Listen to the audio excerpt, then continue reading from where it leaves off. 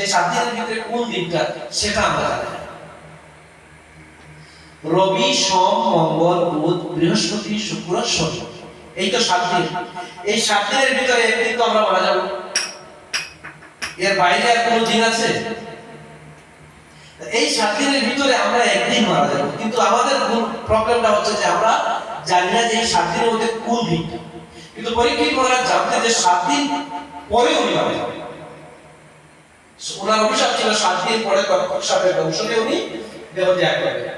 ওনার sure আছে যে 7 দিন পরে উনি মারা যাবেন। আজকে যদি সোমবার হয় তাহলে আগামী রবিবার, আজকে যদি রবিবার হয় তাহলে আগামী শনিবার, এইভাবে ছিল। কিন্তু আজকে কি বার? শনিবার। কালকে আমি সূর্যোদয় দেখবো, গ্যারান্টি আছে আমাদের? আমাদের হচ্ছে প্রবলেম এটাই যে আমরা জানি না ওই বারটা কোনটা। তাই সুখদেব গোস্বামী এখানে জানেন যে ও 7 দিনে এই ভাগবত কমপ্লিট করতে হবে। 7 দিনে যে জায়গাতে ভাগবত কমপ্লিট করতে হবে, এখানে যদি আমি রাধা নাম উচ্চারণ করি তাহলে আমি 3-4 দিনের জন্য মূর্ছিত হয়ে যাব। তাহলে এই ভাগবত কমপ্লিট কে করবে? আমরা যে ভাগবত পাঠ করি, আমাদের যে ভাগবত আলোচনা হয় বা আমাদের যারা সাধুমুখে আমরা যেটা ভাগবত শ্রবণ করি, আমরা তো 3-7-21 ঘন্টা হয়, আমাদের 7 দিনে 21 ঘন্টা পাঠ হয়। তাও এখানে গান বাজনা কীর্তন কীর্তনের আরো 12-14 ঘন্টা শেষ। মোটামুটি আমরা টোটাল 10-12 ঘন্টাই আমরা ভাগবত শ্রবণ করি, এর মানে অন্য কথাও আসে। কিন্তু সুখদেব গোস্বামী যে পরীক্ষিত মহারাজকে ভাগবত শ্রবণ করিয়েছিলেন, সে ভাগবত কিন্তু কন্টিনিউয়াস ছিল, দিন রাত কন্টিনিউয়াস, ওখানে রেস্ট ছিল না। 3 দিন 3 রাত যখন কন্টিনিউয়াস চলছিল, তারপর 2 মিনিটের জন্য সুখদেব গোস্বামী পরীক্ষিত মহারাজকে জিজ্ঞাসা করেছিলেন যে পরীক্ষিত, বিগত 3 দিন 3 রাত থেকে কন্টিনিউয়াসলি তুমি ভাগবত শ্রবণ করছো, তোমার কি সন্ধ্যা আরতি করতে হবে না? তোমার কি জপমালা জপ করতে হবে না? তোমার কি গুরু মন্ত্র জপ করতে হবে না? তোমার ইষ্ট মন্ত্র জপ করতে হবে না? বা তোমার কি খিদা পায় নাই? তোমার কি বাথরুম এগুলো পায় নাই? তোমার কি খিদা পায় নাই?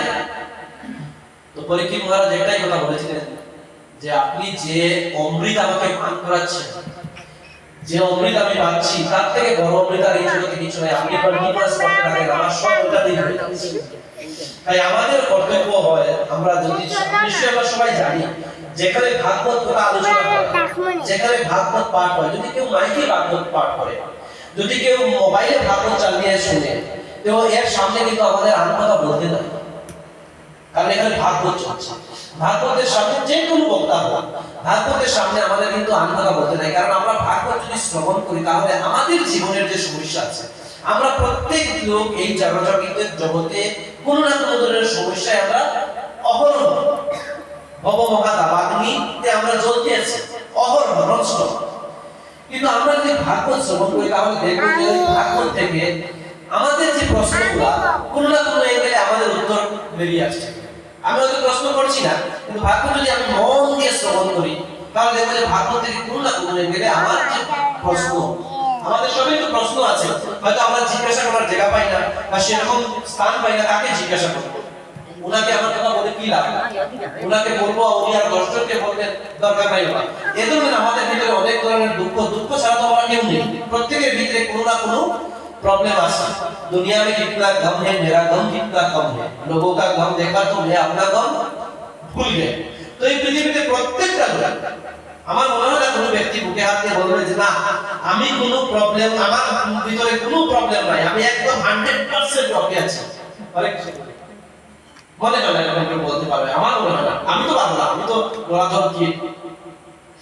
তো এই অবস্থাতে আমরা যদি ভাগবত ভালো করে শ্রবণ করি সাধুমুখে, তাহলে ওই ভাগবত শ্রবণ করার মাধ্যমে আমার ভিতরের যে জ্বালা, আমার ভিতরের যে প্রবলেম, আমার ভিতরের যে দুঃখ, আমার ভিতরের যে ত্রিতাপ জ্বালা, সেইগুলো সেই ভাগবত শ্রবণের মাধ্যমে একদম মার্জন হয়ে যাবে। চেত দর্পণ মার্জন, সেই মার্জন অটোমেটিকলি হয়ে যাবে যদি আমরা ভাগবত নিষ্ঠা সহকারে মনে প্রাণে যদি আমরা শ্রবণ করি। কারণ এখানে সব ধরনের সুখদেব গোস্বামী পরীক্ষিতকে যা বুঝিয়েছিলেন সব ধরনের সমস্যার সমাধান সেই 18 শ্লোকের মধ্যে দেওয়া আছে।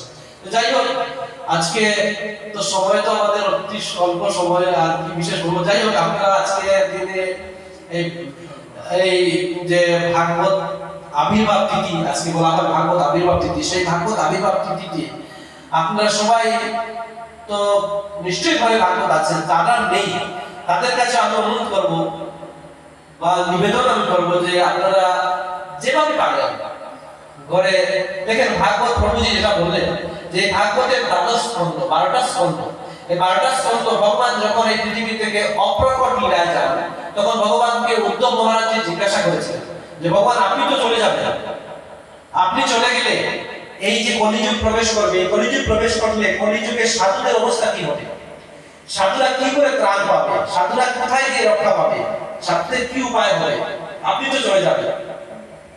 ভগবান গীতাতে বলেছিলেন পরিত্রাণায় সাধনায় বিনাশায় চ দুষ্কৃতাং ধর্ম সংস্থাপনার্থায় সম্ভবামি যুগে যুগে। তা আপনি চলে গেলে এই সাধুদের কি অবস্থা হবে, ওরা কার আশ্রিত হবে? তখন ভগবান উদ্ধবকে বলেছিলেন যে উদ্ধব, আমি যাব না, আমি চলে যাব না, আমি থাকবো। বলে কোথায় থাকবেন? বলে আমি স্বয়ং এই ভাগবতে প্রবেশ করব, আর যার ঘরে ভাগবত থাকবে ওই তার ঘরে আমি স্বয়ং প্রতিষ্ঠিত হব। দয়া করে এই ভাগবত আবির্ভাব তিথিতে আপনারা সবাই সংকল্পিত হন যে যার ঘরে ভাগবত নেই, আজকে পারেন, কালকে পারেন, যেভাবেই পারেন, একটু কষ্ট হবে, ঠিক আছে, কোনো অসুবিধা নেই, প্রত্যেকের ঘরে একটি ভাগবত গ্রন্থ স্থাপন করুন, ভাগবতকে অর্চন করুন, পূজা করুন এবং অধ্যয়ন করুন। ওইটাকে লাল শালুকে বাঁধে রাখবেন না, ওইটা খুলে দেখবেন ওটার ভিতরে কি আছে। ডেইলি একটা করে শ্লোক করুন, অনেক আনন্দ পাবেন। ঠিক আছে, আর বিশেষ কিছু না, আরেকদিন সময় পেলে আমরা বসবো। আজকে এখানেই পরিবর্তন বিশ্রাম দেই। বাঞ্ছা কল্পতরু বৈষ্ণব কৃপা সিন্ধুভ্যো এব চ পতিতানাং পাবনেভ্যো বৈষ্ণবেভ্যো নমো নমঃ। বৃন্দাবন বিহারী লাল কি জয়। বৃন্দাবন বিহারী লাল কি জয়। শ্রী গুরু গোবিন্দ বিভাগিনী ধারী দেব কি নবম বিশ্বমালয় অষ্টত্র শতত্রিনী স্বামী শ্রী শ্রী পদ্মশ্রী বিষ্ণু সেন গুরু মহারাজ কি জয় নিত্যলীলা প্রভু বিষ্ণু ভক্তি দেব মাধব পরম গুরুদেব কি জয় নিত্যলীলা প্রভু বিষ্ণু মাধব ভক্তি সিদ্ধান্ত সরস্বতী গোস্বামী প্রভুপাদ কি জয় গুরু কৃষ্ণ দাস বাবাজি মহারাজ কি সচিদানন্দ ভক্তি বিনোদ ঠাকুর কি গৌরীয় বেদান্ত আচার্য বলদেব বিদ্যাভূষণ মহারাজ কি নরোত্তম সমানন্দ শ্রীনিবাসাচার্য প্রপুত্র কি জয় রূপ সনাতন ভট্ট রঘুনাথ শ্রীজীব গোপাল ভট্ট দাস রঘুনাথ ষড় গোস্বামী প্রভুপাদ কি সবাই সমস্ত নবদ্বীপ মন্ডল কি কৃষ্ণদাস কবিরাজ গোস্বামী কি লক্ষ্মীপ্রিয়া বিষ্ণুপ্রিয়া জগন্নাথ সজি মাতা কি রায় রামানন্দ স্বরূপ রামদাস গৌর শক্তি বর্গ কি জয় জগন্নাথ বলদেব সুভদ্রা মাই কি জয় চারিধাম চারি সম্প্রদায় চারিয়া চক্র বিদ্যা কি জয় রাধা কৃষ্ণ গোপী শান্তন রাধাকুণ্ড গিরি গোবর্ধনাদি যমুনা মথুরা তাদের কর্ণাত্মক সমস্ত ব্রজমণ্ডল কি জয় সর্ববিঘ্ন বিনাশকারী কৃষ্ণদেব ভগবান কি জয় ভক্তনাথ প্রহ্লাদ কি বৃন্দা দেবী কি গঙ্গা মাই কি যমুনা মাই কি অনন্ত কোটি বৈষ্ণব বৃন্দ কি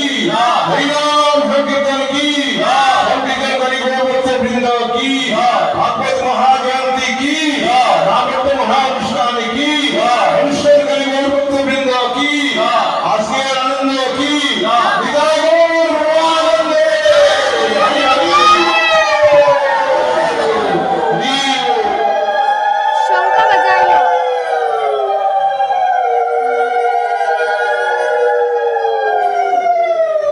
হরে কৃষ্ণ কৃষ্ণ কৃষ্ণ হরে হরে, হরে রাম রাম রাম হরে হরে, হরে কৃষ্ণ কৃষ্ণ কৃষ্ণ হরে হরে, হরে রাম রাম রাম হরে হরে।